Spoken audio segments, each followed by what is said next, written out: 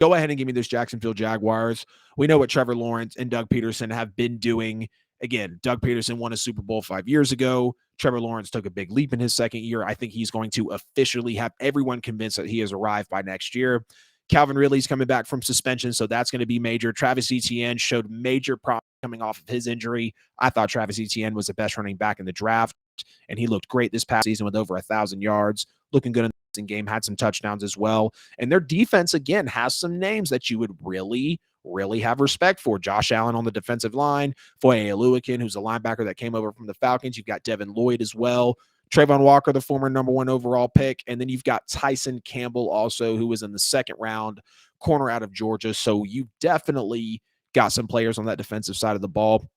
Like I mentioned, they were 12th overall in defensive points per game and defensive rush yards per game, but their total yards and their passing yards for the defense, they were bottom 5 in both of those. So clearly not too great in that aspect. And they did. People forget. I know the Chargers blew the lead. I get it. Ha, ha, ha. The Chargers chargered Brandon Staley, Justin Herbert, Keenan Allen, whatever, right? They still had that comeback under a Trevor Lawrence, under a Doug Peterson, under a young team.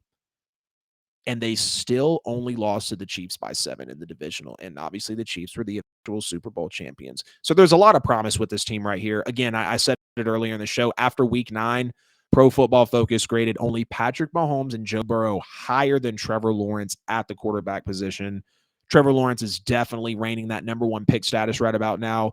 Go get him DeAndre Hopkins. Bring in Jalen Ramsey. I feel like by the time the draft happens and the season starts, the Jaguars, hell, they might be top 10 in Super Bowl odds for all we know. Definitely a team that's heating up.